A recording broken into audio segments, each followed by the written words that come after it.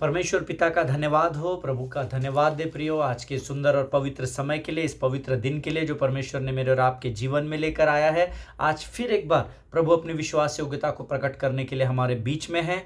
और मेरा विश्वास है आप सब लोग उन आशीषों को जो परमेश्वर की ओर से हमारे जीवनों पर उंडेली जाती है, उन आशीषों को पाने के लिए आप सब लोग तत्पर और तैयार हैं। हालेलुया। स्वर्ग का परमेश्वर का वचन कहता है कि परमेश्वर ने पहले मुझसे और आपसे प्रेम किया।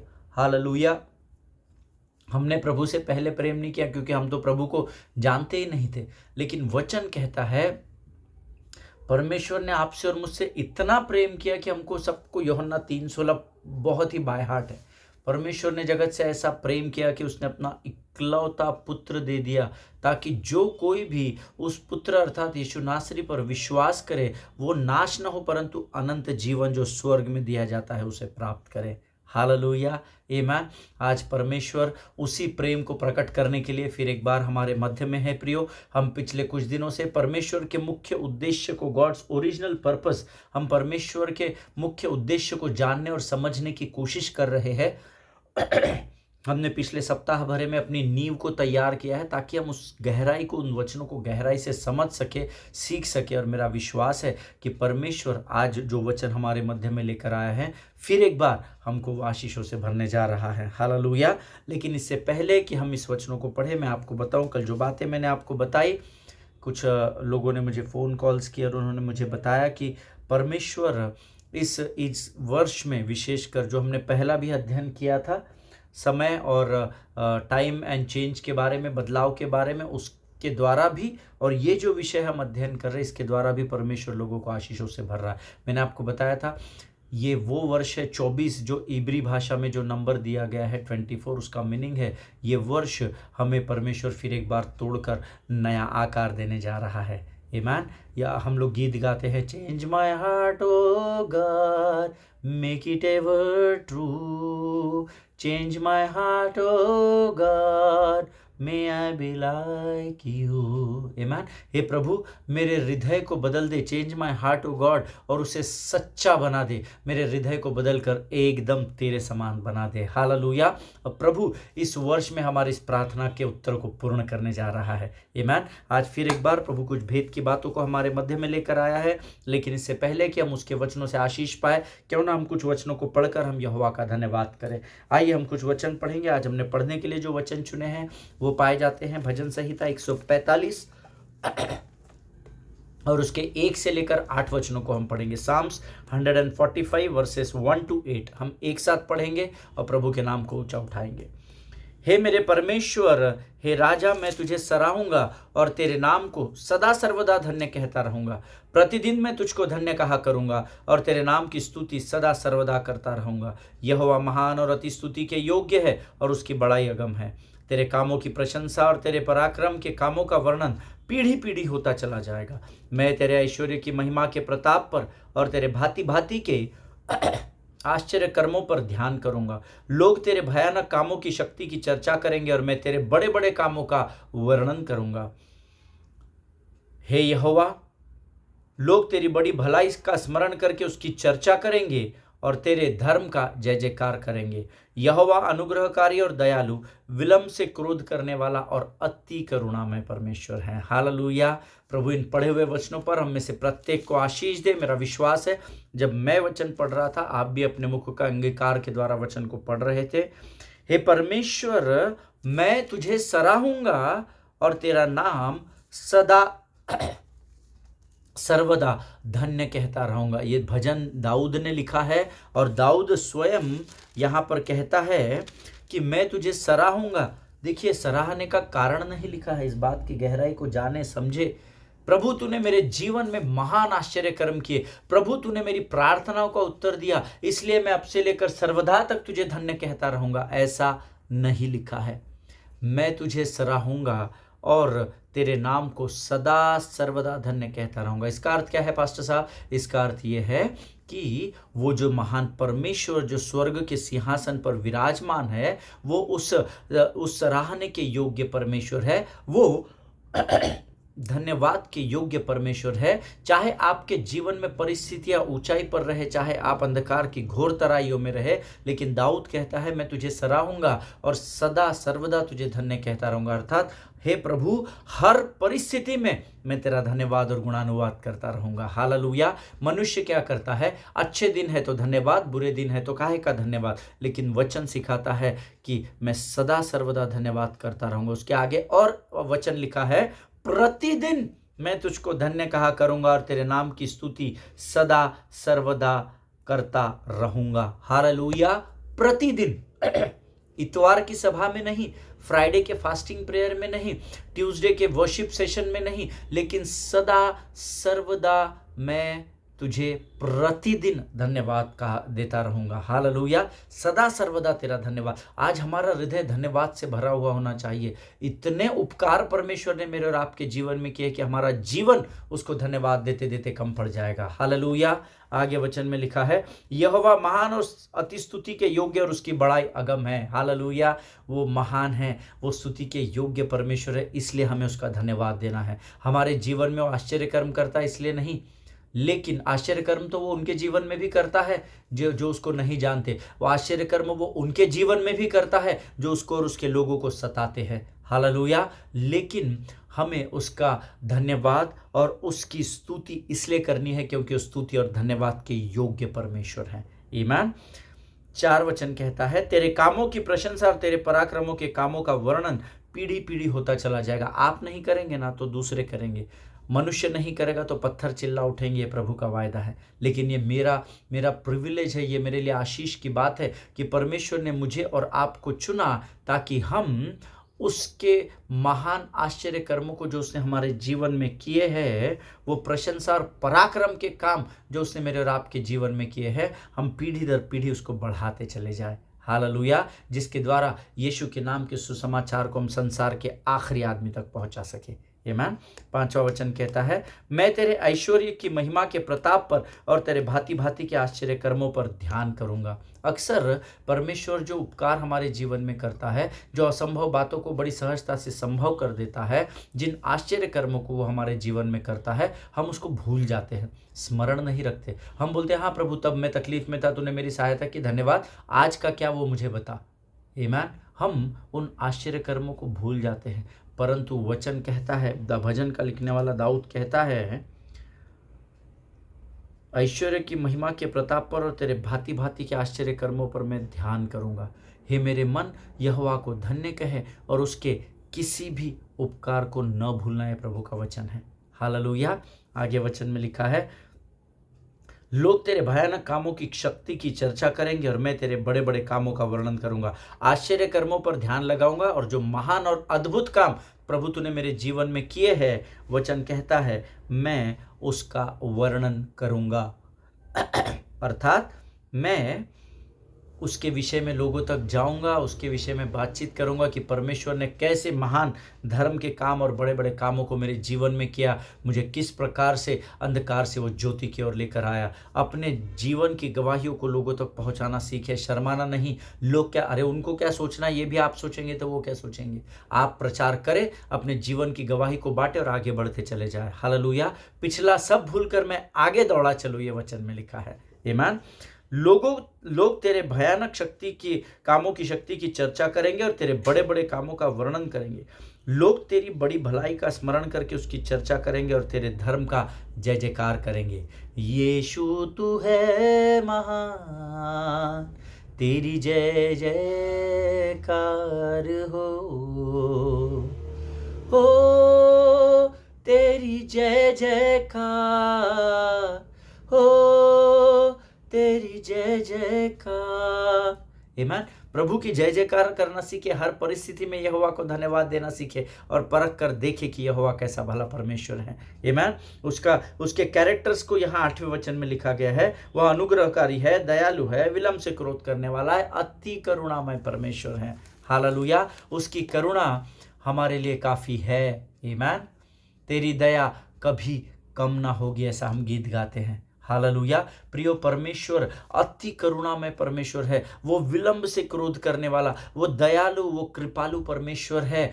और वो इसलिए है क्योंकि वो चाहता है कि वो जैसा है वो स्वभाव आपके और मेरे अंदर भी दिखाई दे, ताकि हम यीशु की चलती फिरती गवाही हो सके। हालेलुया, आमीन। परमेश्वर इन वचनों को समझने में आपकी सहायता और मदद करे। मेरा विश्वास है इन वचनों के द्वारा प्रभु ने ज़रूर आपको आशीष दी होगी, इसलिए नहीं क्योंकि मैंने बताया, इसलिए क्योंकि ये प्रभु के वचन हैं। आमीन। आइए इस समय हम अपना समर्पण यहोवा को करेंगे और फिर हम प्रभु से भेद की बातों को सीखने का प्रयत्न करेंगे। Let us pray. खुदावंद प्रभु यीशु मसीह के मीठे और मधुर नाम के लिए हम तेरा धन्यवाद देते हैं। राजा, तू महान और जीवित परमेश्वर है, तेरी स्तुति करते हैं, तेरी प्रशंसा करते हैं इस सुंदर और पवित्र समय में प्रभु, जब तू हमसे मुलाकात करने को स्वर्ग से उतर आया है। राजा, हम तेरा धन्यवाद देते हैं। आज के आने वाले वचन हम में से हर एक के जीवन के लिए आशीष और लाभ के होने पाए। राजा, इन वचनों को समझने के लिए लगने वाली सरल स्वर्गीय बुद्धि और समझ और ज्ञान से भरकर हम में से हर एक को तैयार कर। राजा, शत्रु की हर एक युक्ति योजनाओं का खंडन यीशु नासरी के नाम से हम अपने जीवन से करते हैं। अपने आप को यीशु के लहू में डुबोते हैं। सारी बातों को तेरे सामने रखते हुए इस विनती को धन्यवाद के साथ हमारे उद्धारकर्ता जीवित परमेश्वर यीशु नासरी के मीठे और पवित्र नाम में मांगते हैं। सुन और बड़ी दया से ग्रहण कर। आमीन। हालेलुया। फिर एक बार इस YouTube के चैनल पर आप सबों का मैं स्वागत करता हूं। कल मैंने आपको बताया था कि मैं आपको ब्रेड के विषय में उदाहरण बता रहा था। 1950-60s में जब कोई व्यक्ति आता था और कहता था कि I am looking for a bread, तो उसको ब्रेड का टुकड़ा काट कर नहीं दिया जाता था। उसके देखिए, कुछ लोग देते भी थे, पर मैं आपको कल बता रहा था जब एक व्यक्ति किसी बात को आपके सामने लेकर आता है तो आपके और उसके कॉन्सेप्ट्स क्लियर होने चाहिए, आपके और उसके विचार मिलने चाहिए। जहाँ पर विचार मिलेंगे ना, वहाँ पर एकता आ जाती है। इस बात को याद रखिएगा। आमीन। इन दिनों में हम लोग बहुत बड़ी सभा का आयोजन हम लोगों ने किया है। बहुत सारे प्रचारक आ रहे हैं और बहुत सारे आराधक आ रहे हैं और परमेश्वर अद्भुत रीति से कार्य कर रहा है। 19 जनवरी से लेकर तो 28 फरवरी तक 40 दिन का, 41 दिन का इनफैक्ट हम लोग मीटिंग्स कर रहे हैं और रोज़ अलग अलग प्रीचर आ रहे हैं। आज भी पास्टर विनु आए हैं जो कि मस्कट से आते हैं और उन्होंने वो आज वचन की सेवकाई करेंगे। इसके पहले भी बहुत सारे परमेश्वर के सेवक आके गए और लोगों को बहुत आशीषें मिली। अब इस पूरे 40 दिन की, 41 दिन की सभा को करने के लिए हम जो टीम इकट्ठा काम कर रही है ना, इन सबों के कॉन्सेप्ट्स क्लियर है, इसलिए हम एक दूसरे के साथ खड़े हैं। अगर ये व्यक्ति मुझे कुछ बता रहा है, ये कुछ और तरीके से बता रहा है, ये कुछ और सोचकर बात कर रहा है, मैं कुछ और सोचकर रिसीव कर रहा हूँ, then there will be a misconception.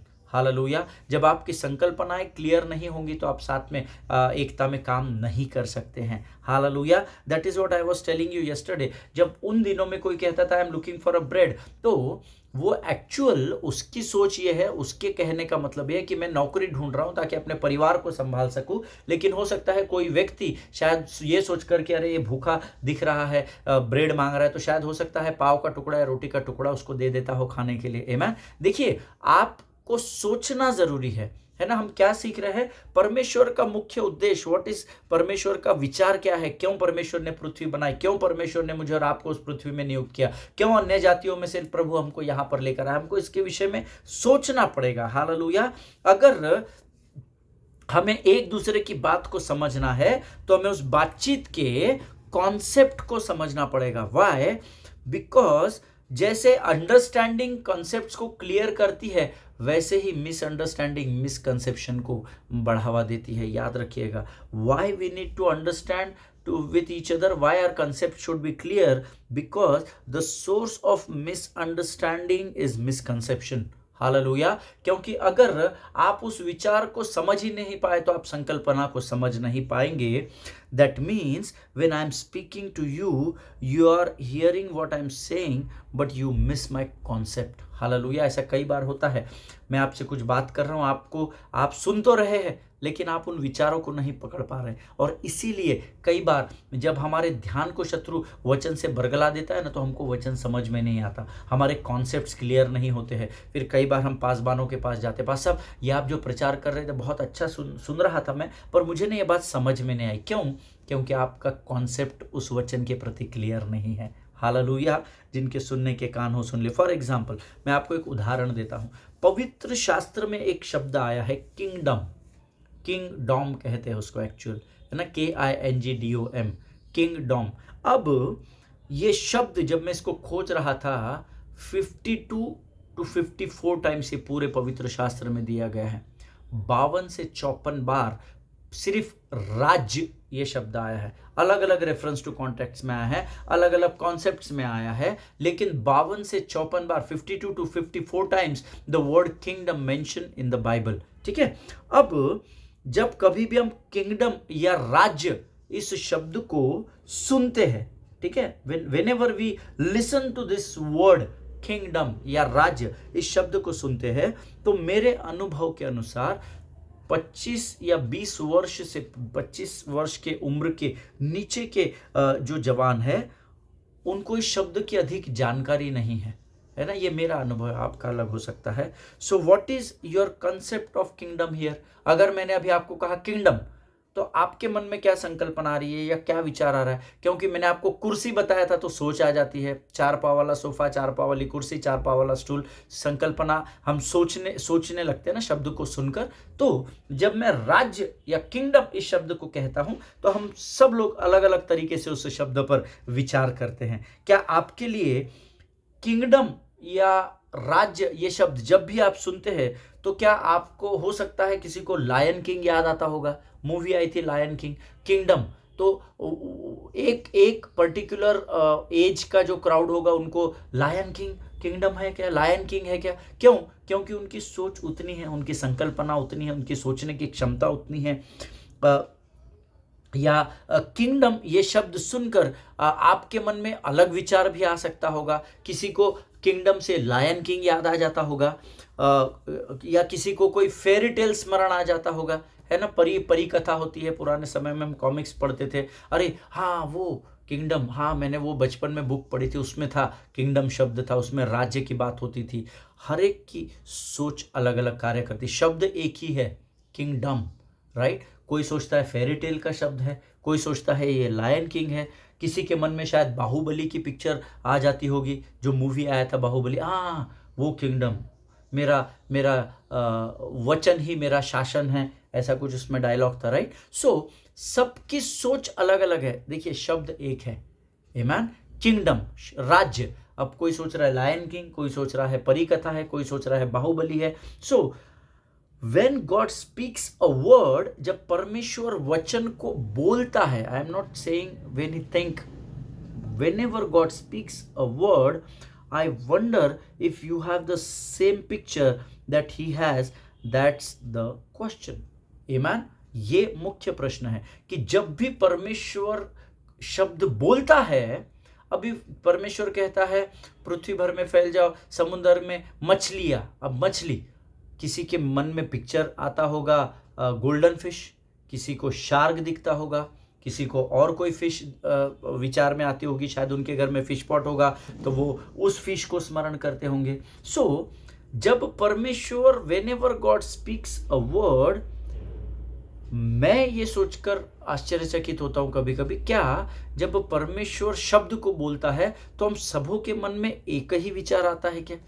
कि हमारे विचार अलग अलग होंगे, बट ऑब्वियस है अलग अलग विचार आएंगे, शब्द एक ही है, a very common word. For example fish, आमेन। आकाश के पंछी, ऐसा परमेश्वर ने बोला है निर्माण करते समय सृष्टि का। आकाश में तोता भी है, कबूतर भी है, आकाश में कौवा भी है, चिड़िया भी है, तोते भी है, ईगल भी है ना, उकाब भी है। तो आप क्या विचार कर रहे हैं? शब्द तो एक ही, आकाश के पंछी, आमेन। वेरी इंपॉर्टेंट, ये सब्जेक्ट्स बहुत अलग है, ये कोई पढ़ाता नहीं है, बहुत कम लोग इस पर अध्ययन देते हैं, लेकिन हमको ये सब सोचना होगा ताकि हम परमेश्वर के वचन के प्रति अपने सोच को सही कर सके। क्योंकि हमको आदत पड़ चुकी है, हम प्रार्थना करते सुनाई नहीं दी तो हम उसी परमेश्वर को, सुनाई नहीं गई अगर प्रार्थना का उत्तर नहीं मिला तो हम उसी परमेश्वर को दोष मढ़ने लगते हैं। तेरे वचन में लिखा है, आपने उस वचन पर मनन किया क्या, अध्ययन किया क्या, प्रभु क्या कहना चाहता है, उसके आगे पीछे पढ़ा क्या, कॉन्सेप्ट क्या है उस वचन का। आपने 3:16 पढ़ लिया, आपने 3, 14, 15, 12, 13, 11 या 17, 18, 19, 20 पढ़ा क्या? Conception should be very clear, you ना। आपका कॉन्सेप्ट क्लियर होना बहुत ज़रूरी है प्रभु के लोगों। और इन बातों को इसीलिए समझना ज़रूरी है, हमको ये बातें समझने से हमको ये समझ में आएगा कि पवित्र शास्त्र की प्राथमिक संकल्पना क्या है, what is the primary concept of making Bible, और what is the primary concept of this holy book, and why this has been given to you and to me. हालेलुया। हमको इस प्राथमिक संकल्पना को, ये प्राइमरी कॉन्सेप्ट को पवित्र शास्त्र के समझना बहुत बहुत बहुत ज़रूरी है। आमेन। We need to understand what is the primary concept of Jesus और the primary concept of Bible, और यही हमारा विषय है। हालेलुया। हमारा विषय यही है प्रियो। क्यों यही विषय हमारा है? क्योंकि हम परमेश्वर के मुख्य उद्देश्य को, उसके विचारों को सीखने का प्रयत्न कर रहे हैं। तो आज तक पिछले एक वीक से जो हम इस विषय का अध्ययन कर रहे हैं, हम अपने नींव को तैयार कर रहे थे, ताकि जब हम गहराई में कूदे तो हम हाथ पांव छपट कर पानी के बाहर न आए, परंतु हम आराम से तैर कर पानी के बाहर आ सके। हालेलुया। सो आज तक मैं जो भी आपको बता रहा था इस विषय को लेकर, मैं आपकी नींव को तैयार कर रहा था, मैं अपनी नींव को तैयार कर रहा था, और यही हमारा विषय है। और आज से हम इस विषय को सीखना आरंभ कर रहे हैं। Hallelujah. So today, from today onwards, I am going to teach you the word of God. Amen। अब तक हम सिर्फ इसके बेस को तैयार कर रहे थे। Amen। सी द बाइबल, जो लोग नोट्स लिखते हैं वो लिख सकते हैं, the Bible speaks about mainly 3 things. पवित्र शास्त्र मुख्यतः 3 विशेष बातों के बारे में बात करता है। और पूरा ही पवित्र शास्त्र 3 मुख्य बातें, क्या मैं तो बोलता हूं उत्पत्ति से प्रकाशित वाक्य, पूरा ही बाइबल 3 बातों के विषय में कहता है। Number 1 the king, number 2 the kingdom, like Kings kingdom, and number 3 राजकीय समाज। हालेलुया। राजकीय समाज के विषय में ये 3 शब्द आप लिख लीजिए।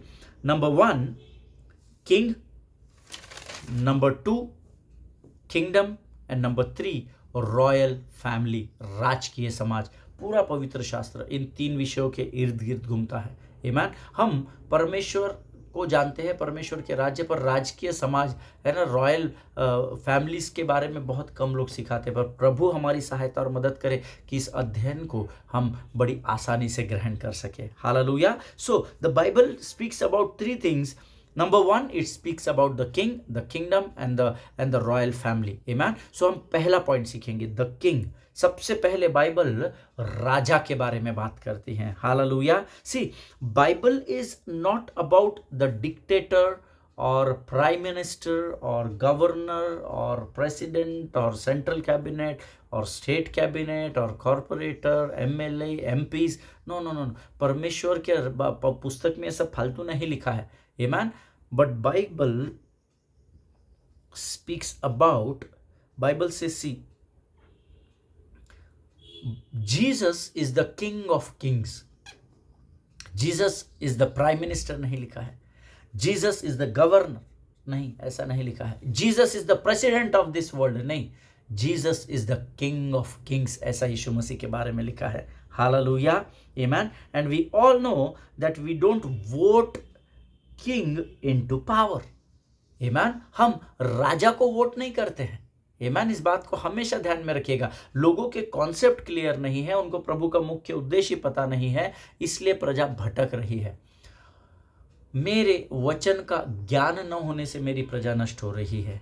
आमीन। होशे की पुस्तक 4:6 में लिखा है, और वो ज्ञान को ही हम यहाँ पर इस वचन में प्राप्त कर रहे हैं। सी बाइबल सीनेट के बारे में बात नहीं करती है, सेनेटरी के बारे में बात नहीं करती है, परंतु यीशु का नाम जब आता है तो उसको प्राइम मिनिस्टर, प्रेसिडेंट, गवर्नर नहीं कहा गया है। The Bible says Jesus is the king of Kings. Hallelujah. वो राजाओं का राजा है। हालेलुया। आमीन। सी राजा का अर्थ है वो आपकी राय नहीं मांगता है ना। मैं कुछ बातें आपको शेयर करता हूँ। सबसे पहले राजा का अर्थ है कि राजा आपको राय नहीं मांगता है। Amen? Now, he will never ask your opinion. That is the first quality of a king. Number 2, राजा का अर्थ है कि आप उसे नियुक्त नहीं करते, but he is a born ruler. Amen? आप राजा को नियुक्त नहीं करते, इलेक्शन नहीं होता है राजा के लिए, राजा पैदा होते हैं। Hallelujah. Raja, they are born king.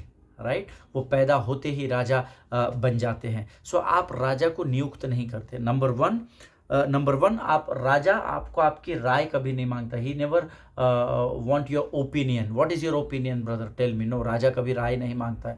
Number 2, राजा नियुक्त नहीं किया जाता, राजा पैदा होते हैं। हालेलुया। इसका अर्थ है कि उसका हर एक शब्द उसका शासन होता है। आमीन। वो आपकी राय पर निर्भर नहीं रहता। आप उसको क्या ज्ञान बांट रहे हैं उस पर राजा अपना निर्णय नहीं देता है।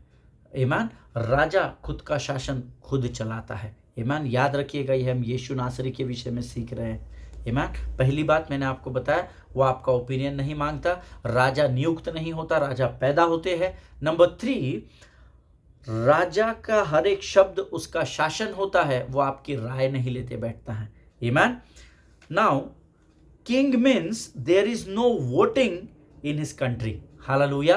राजा का अर्थ उसके राज्य में वोटिंग नहीं होता, ये राजा बनेगा वो राजा बने, नहीं, राजा एक ही होता है। हालेलुया।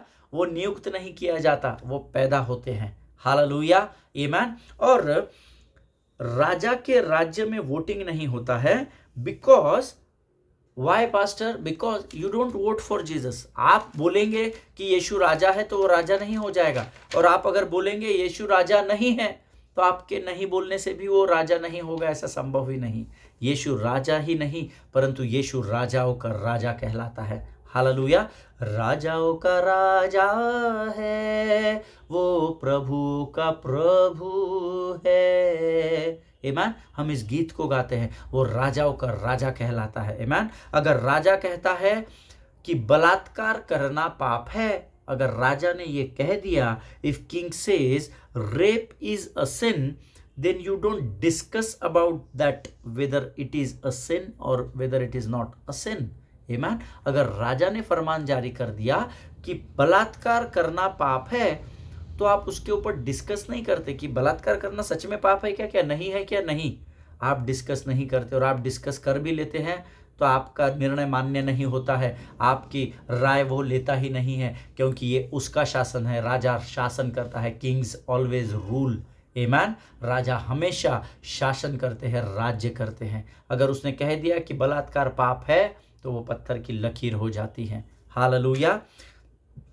आई बिलीव जो मैं आपको बता रहा हूं कि राजा क्या है वो आप समझ पा रहे हैं। हालेलुया। लेकिन हम ऐसा सोचते हैं कि यीशु मसीह प्रधानमंत्री या राष्ट्रपति हो ताकि हम उसके साथ निगोशिएट कर सके, अर्थात मोल भाव कर सके। ऐसे बहुत सारे लोग हैं। We don't want Jesus to we don't want to look towards Jesus as a king, but we want him to be a senator, or we want him to be a president or the governor or the prime minister, so that we can negotiate with him. Amen. But no, always remember, you cannot negotiate with God. आप परमेश्वर के साथ मोल भाव नहीं कर सकते, क्योंकि परमेश्वर कोई प्राइम मिनिस्टर या प्रेसिडेंट नहीं है, but he is the king of king and the lord of lords. Hallelujah. This is what the word of God says. Amen. See, you may cooperate with president or a prime minister or governor, but you obey the kings. Hallelujah. देखिए, आप प्रधानमंत्री के साथ, राज्यपाल के साथ, राष्ट्रपति के साथ कोऑपरेट कर सकते हो, आप उनकी सहायता, वो आपकी सहायता, बट नहीं, राजा के विषय में ऐसा नहीं होता। राजा को, आपको राजा के आज्ञा का पालन करना होता है। हालेलुया। उसने फरमान जारी कर दिया, उसका पालन करना पड़ता है। नबूकदनेस्सर ने कहा, इस मूर्ति के आगे हर कोई झुकेगा जब भी इस मूर्ति को देखेगा। उसने आज्ञा दी और उसका पालन करना था। हालेलुया। उसमें निगोशिएशन नहीं था। नहीं, हम लोग को हम हफ्ते में 1 दिन करेंगे तो चलेगा क्या राजा? अच्छा, हमने 15 दिन नहीं किए तो उसके जगह हम फास्टिंग कर लेंगे तो चलेगा क्या? उसके जगह हम प्रार्थना कर लेंगे उतना देर तो चलेगा क्या? नहीं, राजा के साथ निगोशिएट नहीं किया जाता, राजा की आज्ञा का पालन किया जाता है। हालेलुया। जिनके सुनने के कान हो वो सुन ले। सी, देयर आर 2 डिफरेंट कॉन्सेप्ट्स। आमीन। राजा की आज्ञा का पालन किया जाता है, राजा के साथ निगोशिएशन नहीं किया जाता। राजा का निर्णय अंतिम निर्णय होता है, लेकिन ऐसा प्रधानमंत्री, राष्ट्रपति, राज्यपाल के केसेस में ऐसा नहीं होता है। Hallelujah. So 2 different concepts. So today we have learn that 3 things which I am speaking about: the king, the kingdom and the royal family. So अभी आज मैंने आपको राजा के विषय में बताया है, क्योंकि जिस अध्ययन को हम करने जा रहे हैं, इन 3 बातों को समझना और सीखना जरूरी है, ताकि जब हम इस विषय को समाप्त करें तो आपका कॉन्सेप्ट क्लियर होना चाहिए। हालेलुया। प्रभु इन वचनों के द्वारा आपको बड़ी बरकत और बड़ी आशीष दे। आइए इस समय हम धन्यवाद की प्रार्थना करेंगे। खुदावंद प्रभु यीशु मसीह के मीठे और मधुर नाम के लिए धन्यवाद देते हैं। तू राजाओं का राजा, सेनाओं का महान परमेश्वर है। तू हमारा राजा है पिता। धन्यवाद देते हैं प्रभु जी आज के इन वचनों के लिए। तूने हमें भेद की बातों को बताया, हम धन्यवाद देते हैं राजा। जितनों ने सुना उन्हें आशीष दे प्रभु जी। सारी बातों में महिमा तुझको देते हैं। आगे के संपूर्ण समय को तुझे सौंपते हैं राजा। इस समय हम अपने आप को यीशु मसीह के लहू में शुद्ध और पवित्र करते हैं प्रभु। हमारे पितरों के पापों और श्रापों को हम यीशु नासरी के नाम से खंडन करते हैं परमेश्वर पिता। सब कुछ तुझे सौंपते हैं। विनती को धन्यवाद के साथ यीशु नासरी के नाम से मांगते हैं, सुन और कबूल कर। आमीन। हालेलुया। परमेश्वर आप सबों को बड़ी बरकत और बड़ी आशीष दे। एक दूसरे के लिए प्रार्थना करते रहे। अपने पासबानों के लिए, उनके परिवारों के लिए जरूर प्रार्थना करें। इजराइल को अपनी प्रार्थना में स्मरण रखे। जो इजराइल को आशीष देता है परमेश्वर उसे आशीषित करता है। हालेलुया। कल हम एक बार फिर मिलेंगे। तब तक स्वस्थ रहे, सुरक्षित रहे। सभी को जय मसीह की। God bless you all.